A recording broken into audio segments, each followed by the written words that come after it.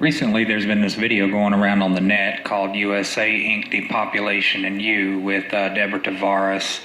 And I think she has this site, stopthecrime.net, or she refers to it anyway. And she talks about in this video a document called Silent Weapons for Quiet Wars.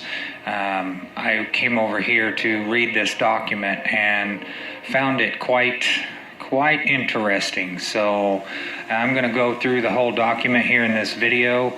The original video, I'll put links to the USA Inc. Depopulation, and I want to thank Ashley Law for referring that video to me. It's very disturbing, and this document is very disturbing as well. So I will include links to this and to the actual video, and it takes a little while to get through. It's 44 pages long, but there's also a lot of technical pages in here that I'm just going to scroll past, and if you care to read them, help yourself, pause the video to read those technical parts of it. But thank you very much for listening, and hopefully you can get all the way through it. Forward. This manuscript was delivered to our offices by an unknown person. We did not steal the document, nor are we involved with any theft from the United States government, and we did not get the document by way of any dishonest methods. We feel that we are not endangering the national security by reproducing this document. Quite the contrary, it has been authenticated, and we feel that we are not only within our rights to publish it, but morally bound to do so. Regarding the training manual, you may have detected that we had to block out the marginal notes by the selectee at the CIA Training Center, but I can assure you that the manual is authentic and was printed for the purpose of introducing the selectee to the conspiracy. It has been authenticated by 4 different technical writers for military intelligence. One just recently retired who wants very much to have this manual distributed throughout the world, and one who is still employed as an electronics engineer by the federal government and has access to the entire series of training manuals. One was stationed in Hawaii and held the highest security clearance in the naval intelligence, and another who is now teaching at a university and has been working with the Central Intelligence Agency for a number of years and wants out before the axe falls on the conspirators.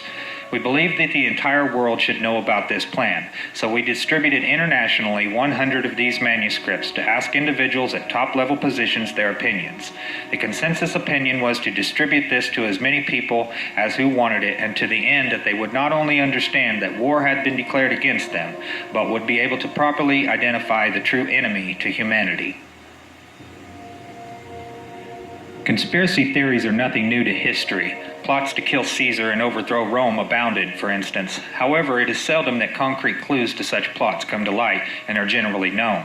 Silent Weapons for Quiet Wars, an introduction programming manual, was uncovered quite by accident on July 7, 1986, when an employee of a Boeing aircraft company purchased a surplus IBM copier for scrap parts at a sale and discovered inside details of a plan hatched in the embryonic days of the Cold War, which called for control of the masses through manipulation of industry, peoples, pastimes, education, and political leanings. It called for a quiet revolution, putting brother against brother and diverting the public's attention from what is really going on. The document you are about to read is real. It is reprinted in its virgin form with diagrams as a touch of reality. Top secret. Silent Weapons for Quiet Wars Operations Research Technical Manual TM-SW7905.1. Welcome aboard. This publication marks the 25th anniversary of the Third World War, called the Quiet War, being conducted using subjective biological warfare fought with silent weapons. This book contains an introductory description of this war, its strategies, and its weaponry. May 1979, number 74-1120. Security. It is patently impossible to discuss social engineering or the automation of a society, i.e. the engineering of a social automation system's silence weapons, on a national or worldwide scale without implying extensive objectives of social control and destruction of human life, i.e. slavery and genocide.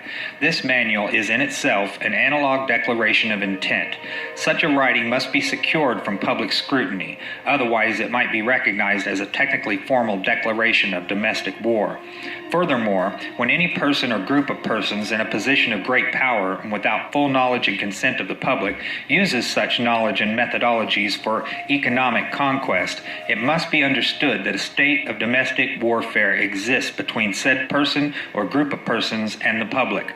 The solution of today's problems requires an approach which is ruthlessly candid, with no agonizing over religious, moral, or cultural values.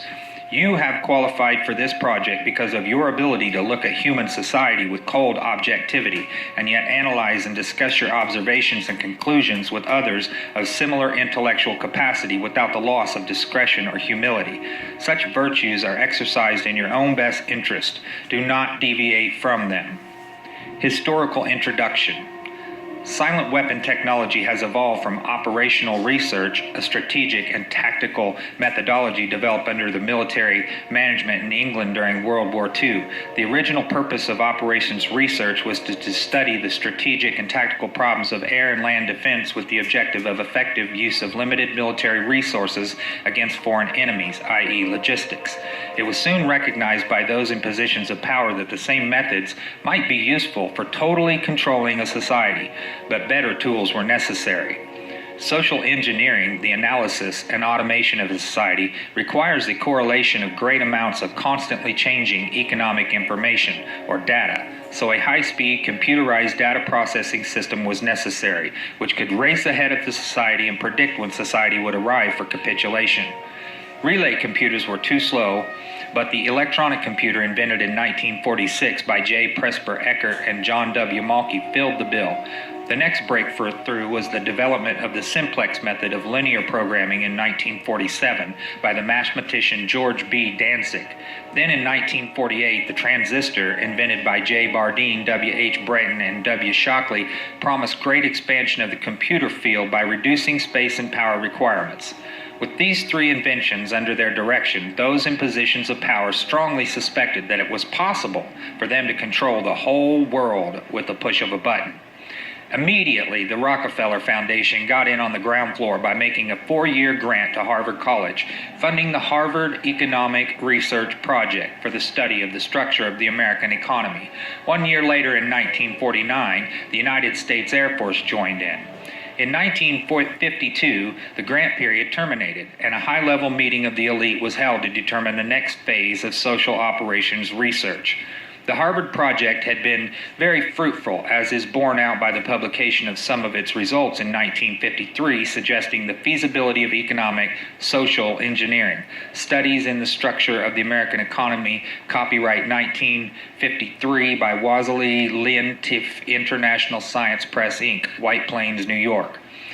Engineered in the last half of the decade of the 1940s, the new quiet war machine stood, so to speak, in sparkling gold-plated hardware on the showroom floor by 1954.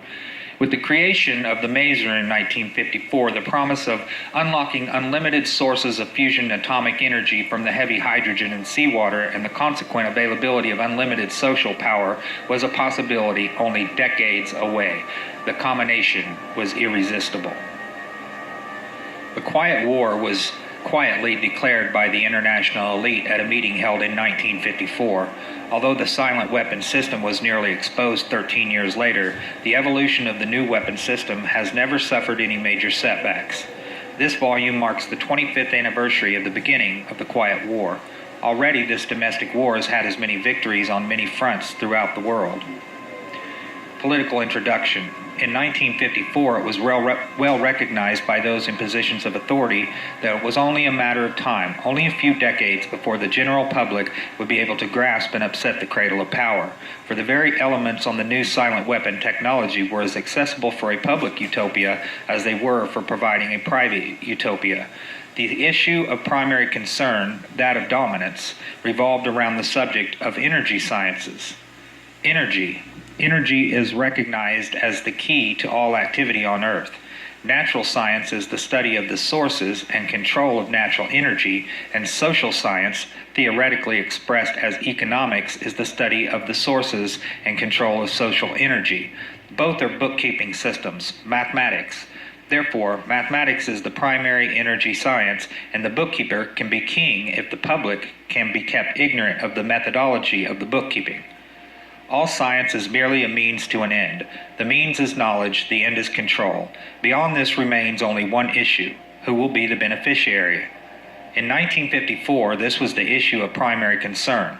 Although the so-called moral issues were raised in view of the law of natural selection, it was agreed that a nation or world of people who will not use their intelligence are no better than animals who do not have intelligence. Such people are beasts of burden and stakes on the table by choice and consent. Consequently, in the interest of future world order, peace, and tranquility, it was decided to privately wage a quiet war against the American public with an ultimate objective of permanently shifting the natural and social energy, wealth of the undisciplined and irresponsible many into the hands of the self-disciplined, responsible, and worthy few. In order to implement this objective, it was necessary to create, secure, and apply new weapons which, as it turned out, were a class of weapons so subtle and sophisticated in their principle of operation and public appearance as to earn for themselves the name silent weapons. In conclusion, the objective of economic research as conducted by the magnates of capital, banking, and the industries of commodities or goods and services is the establishment of an economy which is totally predictable and manipulatable. In order to achieve a totally predictable economy, the low-class elements of society must be brought under total control. Example, they must be housebroken, trained, and assigned a yoke, a long-term social duty from a very early age, before they have an opportunity to question the propriety of the matter. In order to achieve such conformity, the lower-class family unit must be disintegrated by a process of increasing preoccupation of the parents and the establishment of government-operated daycare centers for the occupationally orphaned children.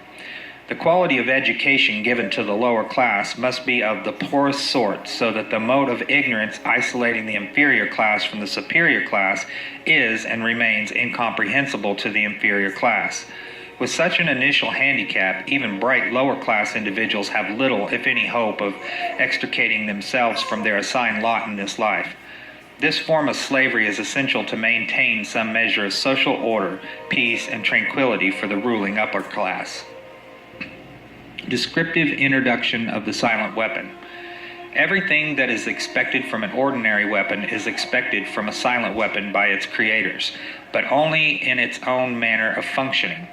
It shoots situations instead of bullets, propelled by data processing instead of chemical reaction or explosion, originating from bits of data instead of grains of gunpowder from a computer instead of a gun, operated by a computer programmer instead of a marksman, under the orders of a banking magnate instead of a military general.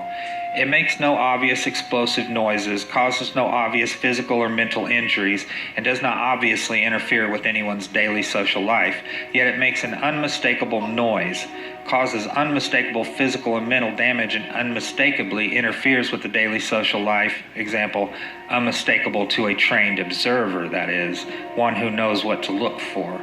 The public cannot comprehend this weapon, and therefore cannot believe that they are being attacked and subdued by a weapon. The public might instinctively feel that something is wrong, but that is because of the technical nature of the silent weapon. They cannot express their feelings in a rational way or handle the problem with intelligence. Therefore, they don't know how to cry for help and don't know how to associate with others to defend themselves against it. When a silent weapon is applied gradually, the public adjusts or adapts to its presence and learns to tolerate its encroachment on their lives until the pressure, psychologically via economic, becomes too great and they crack up. Therefore, the silent weapon is a type of biological warfare. It attacks the vitality, options, and mobility of the individuals of society by knowing, understanding, manipulating, and attacking their sources of natural and social energy and their physical, mental, and emotional strengths and weaknesses. Theoretical introduction. Give me control over a nation's currency, and I care not who makes its laws. Mayor Amschel Rothschild, 1743 to 1812. Today's silent weapons technology is an outgrowth of a simple idea discovered, succinctly expressed, and effectively applied by the quoted Mr. Mayor Amschel Rothschild. Mr. Rothschild discovered the missing passive component of economic theory known as economic inductance. He, of course, did not think of his discovery in these 20th century terms, and to be sure, mathematical analysis had to wait for the Second Industrial Revolution, the rise of the theory of mechanics and electronics, and finally the invention of the electronic computer before it could be effectively applied in the control of world economy. General energy concepts. In the study of energy systems, there always appears three elementary concepts. These are potential energy, kinetic energy, and energy dissipation. And corresponding to these concepts, there are three idealized, essentially pure physical counterparts called passive components. In the science of physical mechanics, the phenomenon of potential energy is associated with a physical property called elasticity or stiffness and can be represented by a stretched spring. In electronic science, potential energy is stored in a capacitor instead of a spring.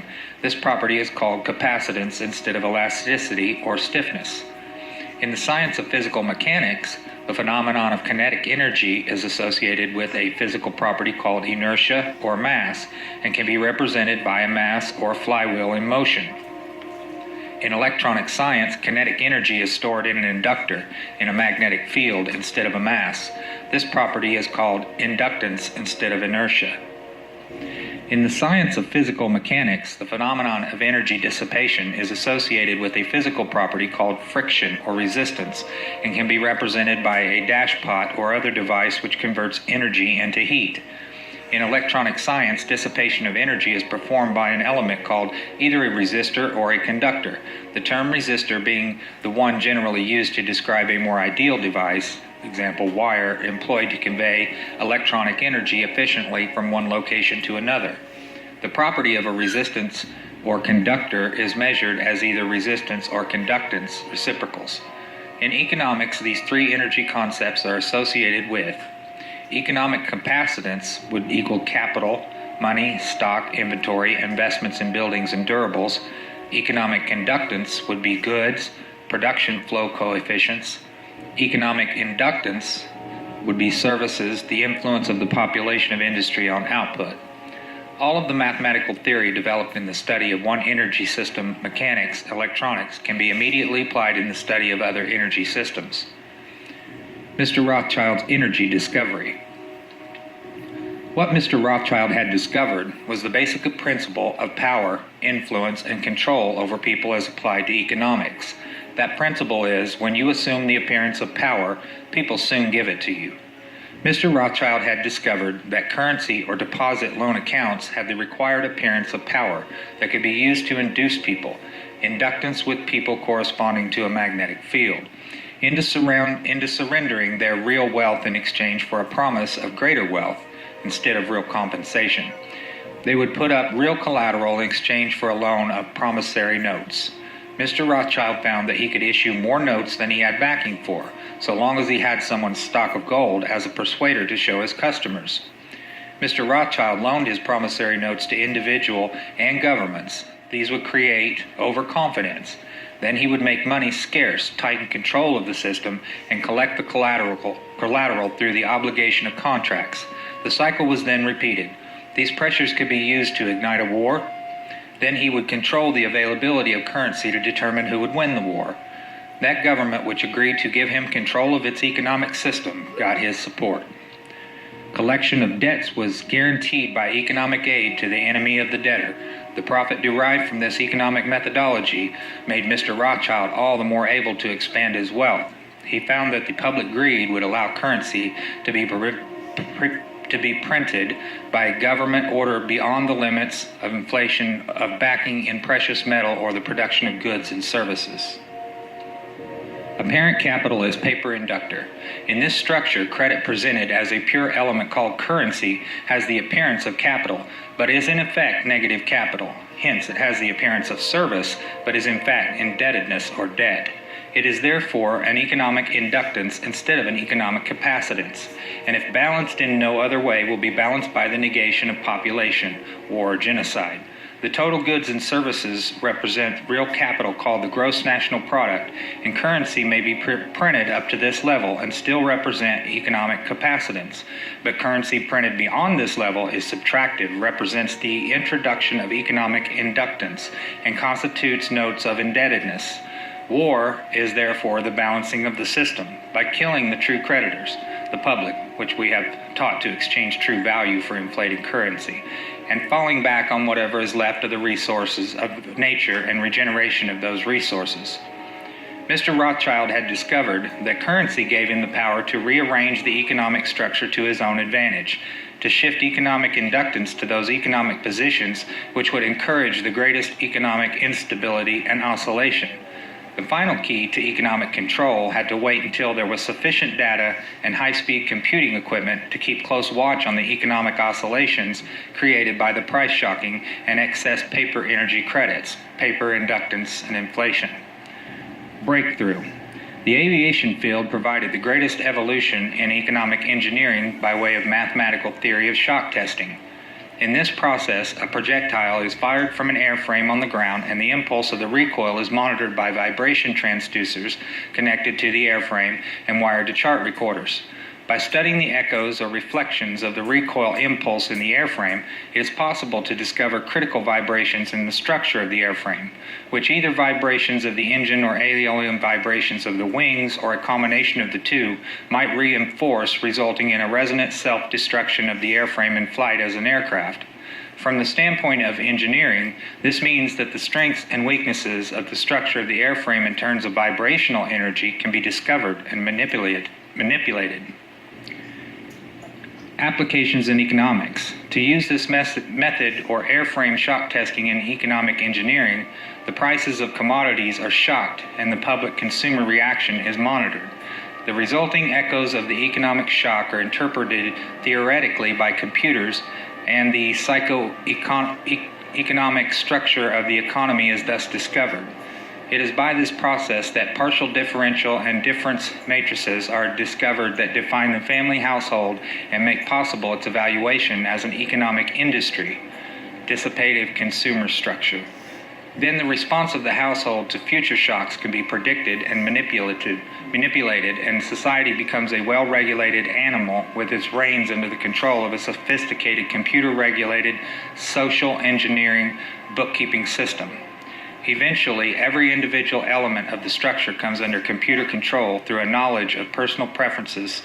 Such knowledge, guaranteed by computer association of consumer preferences, UPC codes, zebra stripe pricing codes on packages with identified consumers, identified via association with the use of a credit card and later a permanent tattooed body number invisible under the normal ambient illumination. Summary. Economics is only a social extension of a natural energy system. It also has its three passive components. Because of the distribution of wealth and the lack of communication and lack of data, this field has been the last energy field for which a knowledge of these three passive components has been developed. Since energy is the key to all activity on the face of the earth, it follows that in order to attain a monopoly of energy, raw materials, goods, and services, and to establish a world system of slave labor, it is necessary to have a first-strike capability in the field of economics. In order to maintain our position, it is necessary that we have absolute first knowledge of the science of control over all economic factors and the first experience in engineering the world economy. In order to achieve such sovereignty, we must at least achieve this one end, that the public will not make either the logical or mathematical connection between economics and the other energy sciences, or learn to apply such knowledge. This is becoming increasingly difficult to control, because more and more businesses are making demands upon their computer programmers to create and apply mathematical models for the management of those businesses. It is only a matter of time before the new breed of private programmer economists will catch on to the far-reaching implications of the work begun at Harvard in 1948. The speed which they can communicate their warning to the public will largely depend upon how effective we have been at controlling the media, subverting education, and keeping the public distracted with matters of no real importance. The economic model. Economics as a social energy science has as a first objective the description of the complex way in which any given unit of resource is used to satisfy some economic want, Leontief matrix. The first objective, when it is extended to get the most product from the least or limited resources, comprises that objective of general military and industrial logistics known as operations research. See simplex method of linear programming. The Harvard Economic Research Project from 1948 was an extension of World War II operations research. Its purpose was to discover the science of controlling an economy, at first the American economy and then the world economy. It was felt that with sufficient mathematical foundation and data, it would be nearly as easy to predict and control the trend of an economy as to predict and control the trajectory of a projectile. Such has proven to be the case. Moreover, the economy has been transformed into a guided missile on target. The immediate aim of the Harvard Project was to discover the economic structure, what forces change that structure, how the behavior of that structure can be predicted, and how it can be manipulated. What was needed was a well-organized knowledge of the mathematical structures and interrelationships of investment, production, distribution, and consumption. To make a short story of it all, it was discovered that an economy obeyed the same laws as electricity, and that all of the mathematical theory and practical and computer know-how developed for the electronic field could be directly applied in the study of economics. This discovery was not openly declared, and its more subtle implications were and are kept a close-guarded secret. For example, that in an economic model, human life is measured in dollars, and that the electric spark generated when opening a switch connected to an active inductor is mathematically analogous to the initiation of war. The greatest hurdle which theoretical economists faced was the accurate description of the household as an industry. This is a challenge because consumer purchases are a matter of choice, which in turn is influenced by income, price, and other economic factors. This hurdle was cleared in an indirect and statistically approximate way by an application of shock testing to determine the current characteristics called current technical coefficients of household industry. Finally, because problems in theoretical electronics can be translated very easily into problems of theoretical electronics, and the solution translated back again, it follows that only a book of language translation and concept definition needed to be written for economics. The remainder could be gotten from standard works on mathematics and electronics. This makes the publication of books on advanced economics unnecessary and greatly simplifies project security. This section of the document presents many industrial diagrams, so I'm just going to scroll through these, and you can pause the video if there's anything that you care to read in this section.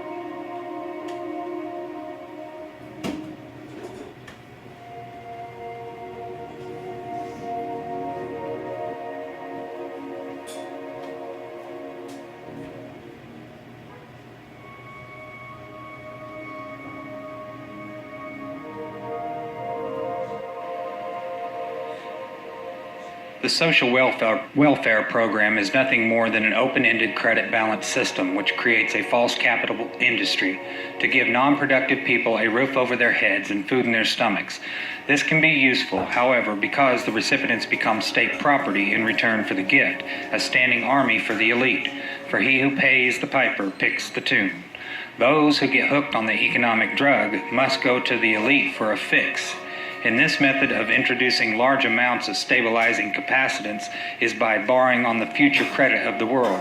This is a fourth law of motion on set and consists of performing an action and leaving the system before the reflected reaction returns to the point of action, a delayed reaction. This means the means of surviving the reaction is by changing the system before the reaction can return. By this means, politicians become more popular in their own time and the public pays later. In fact, the measure of such a politician is the delay time. The same thing is achieved by a government by printing money beyond the limit of the gross national product and the economic process called inflation. This puts a large quantity of money into the hand of the public and maintains a balance against their greed, creates a false self-confidence in them, and for a while stays the wolf from the door. They must eventually resort to war to balance the account, because war ultimately is merely the act of destroying the creditor, and the politicians are the publicly hired hitmen that justify the act to keep the responsibility and blood off the public conscience. See section on consent factors and social economic structuring. If the people really cared about their fellow man, they would control their appetites, greed, procreation, etc., so that they would not have to operate on a credit or welfare social system which steals from the worker to satisfy the bum. Since most of the general public will not exercise restraint, there are only two alternatives to reduce the economic inductance of the system. Let the populace bludgeon each other to death in war, which will only result in a total destruction of the living earth. Take control of the world by the use of economic silent weapons in a form of quiet warfare, and reduce the economic inductance of the world to a safe level by a process of benevolent slavery and genocide. The later option has been taken as the obviously better option. At this point, it should be crystal clear to the reader why absolute secrecy about these silent weapons is necessary. The general public refuses to improve its own mentality and its faith in its fellow man. It has become a herd of proliferating barbarians and, so to speak, a blight upon the face of the earth. They do not care enough about economic science to learn why they have not been able to avoid war despite religious morality, and their religious or self-gratifying refusal to deal with earthly problems renders the solution of the earthly problem unreachable to them. It is left to those few who are truly willing to think and survive as the fittest to survive, to solve the problem for themselves as the few who really care. Otherwise, exposure of the silent weapon would destroy our only hope of preserving the seed of the future true humanity. Now the following is a bunch more technical information. If you're curious, just pause the video. I'm going to scroll through it fairly quickly.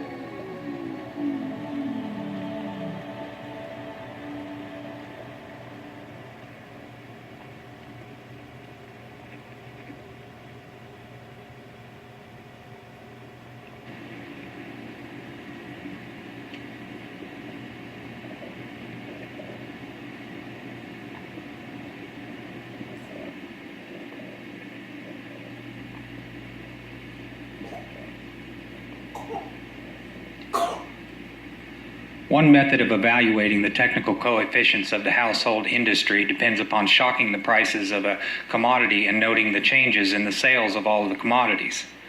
Economic shock testing.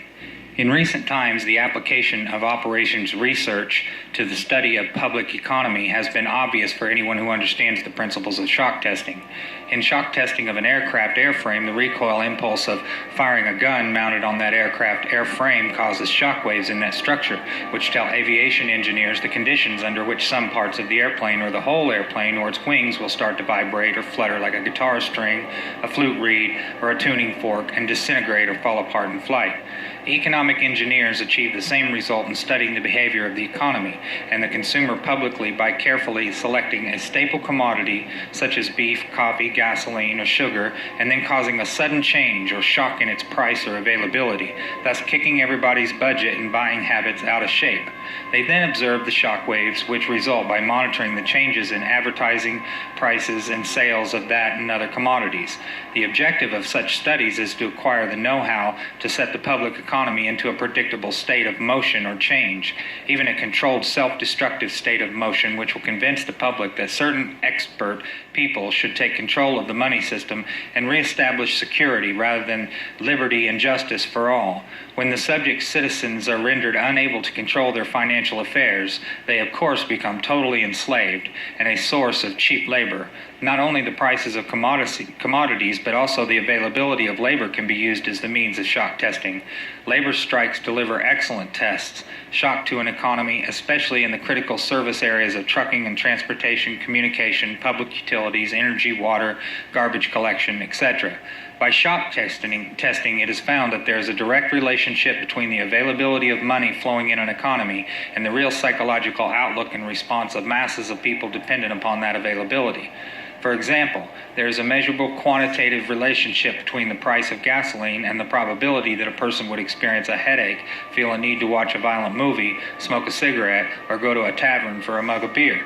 It is most interesting that by observing and measuring the economic models by which the public tries to run from their problems and escape from reality, and by applying the mathematical theory of operations research, it is possible to program computers to predict the most probable combination of created events or shocks, which will bring about a complete control and subjugation of the public through a subversion of the public economy by shaking the plum tree. Okay, we're going to scroll through some more of the technical data here, and once again, pause the video if you want to read any of it.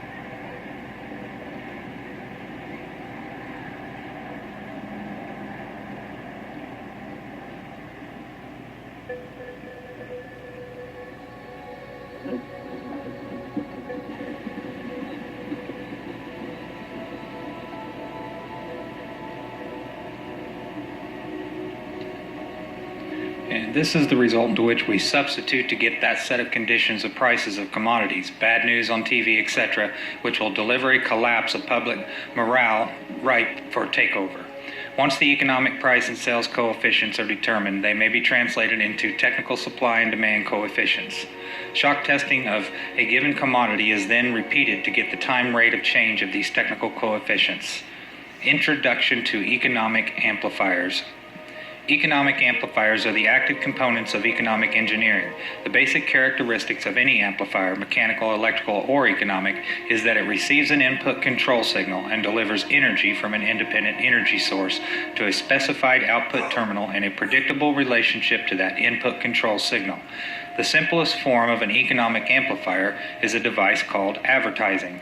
If a person is spoken to by a TV advertiser as if he were 12 years old, then due to suggestibility, he will, with a certain probability, respond or react to that suggestion with the uncritical response of a 12-year-old and will reach into his economic reservoir and deliver its energy to put that product on impulse when he passes it in the store.